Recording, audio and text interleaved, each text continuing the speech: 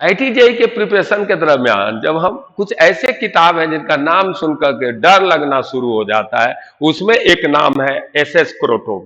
नमस्ते, मैं डीवी सिंह। आज मैं एसएस क्रोटोव का 1.3 क्वेश्चन को दो मेथड से बताऊंगा। एक होगा ग्राफिकल मेथड और एक होगा एनालिटिकल मेथड। तो मैं आपको पहले क्वेश्चन को पढ़कर सुनाता हूं। A point mass starts moving in a straight line with constant acceleration a at a time t1 after beginning motion. The acceleration changes sign remaining same in magnitude. Determine the time t from beginning of motion in which the point mass returns to the initial position. यानी सवाल simple है। इसको पहले हम लोग graphical approach से बनाते हैं। ग्राफिकल अप्रोच में क्या है भाई, कह रहा है कि ये जो है पार्टिकल एक चल रहा था, जैसे हम ग्राफ खींचेंगे, मेरा ग्राफ होगा वेलोसिटी टाइम ग्राफ। तो ये वेलोसिटी टाइम ग्राफ को थोड़ा सा गौर से सुनिएगा तो आपको मजा आएगा।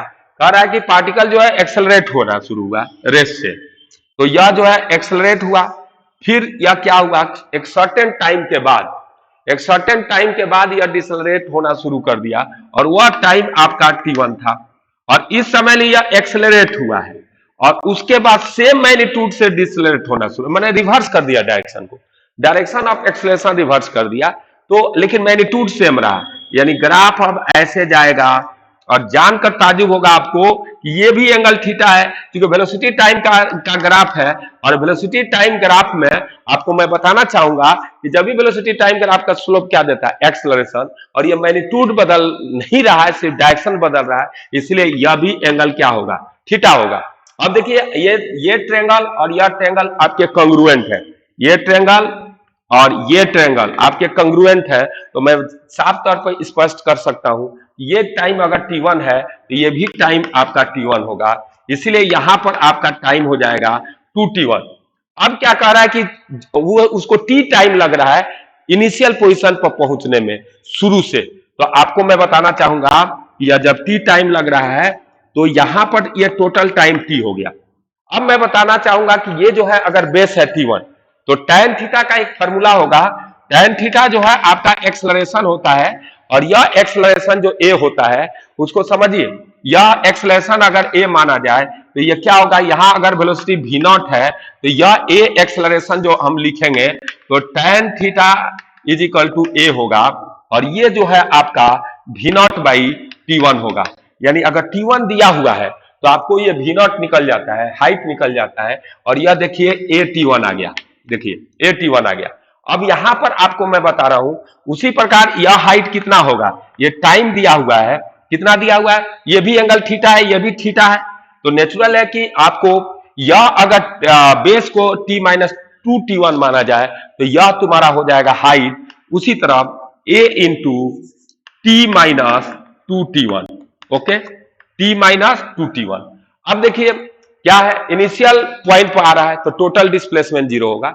यह कब संभव है, जब इसकी एरिया और इसकी एरिया सेम हो जाए तो टोटल डिस्प्लेसमेंट 0 हो जाएगा।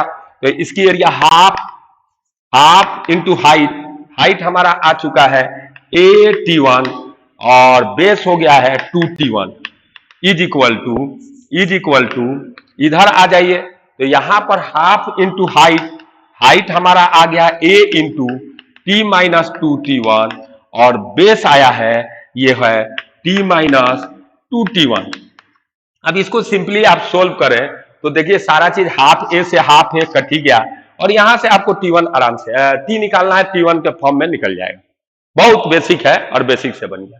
परंतु सेकेंड मेथड में एनालिटिकली अगर इसको डिस्कस किया जाए काइनेमेटिक्स के इक्वेशन के आधार पर या इक्वेशन कंपैरिजन से, तभी यह सवाल बन सकता है। जैसे हम सेकेंड मेथड में क्या करते हैं, यह पार्टिकल जो है चला था रेस से, मान लीजिए ओ से चला था और ये t1 टाइम तक चला, तो यहाँ वेलोसिटी हो गया होगा इसका a-t1 v equal to u plus at से, यह v0 हो गया।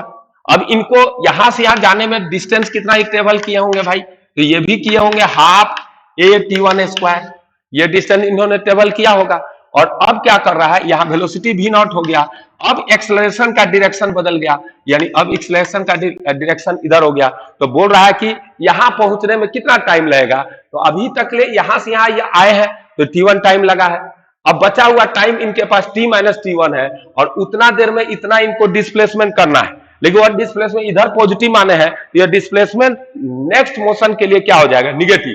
तो ये डिस्प्लेसमेंट माइनस हाफ ए t1 स्क्वायर अगर ये ट्रेवल कर लेंगे इसके बाद तो यह यहां पहुंच जाएंगे। तो इज इक्वल टू क्या होने वाला है भाई, तो उधर जो है उनकी वेलोसिटी है v नॉट और टाइम कितना अभी बचा हुआ उनके पास t minus t1 plus half minus हो जाएगा क्योंकि एक्सेलरेशन अब पीछे हो गया है, तो माइनस हाफ ए और t माइनस t1 का होल स्क्वायर। ये टाइम पॉजिटिव होना चाहिए, पॉजिटिव टाइम के लिए आप इसका सॉल्यूशन करें तो आप एक लाइन में सवाल ये बन जाएगा, क्वाड्रेटिक है, न्यूमेरिकल वैल्यू है नहीं है तो ये t आराम से निकलेगा, इसमें कोई बहुत बड़ा लंबा ये इक्वेशन जाने वाला नहीं। यानी इस तरह भी बना सकते हैं और इस तरह भी बना सकते हैं।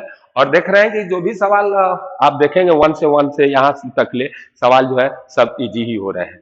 Thank you.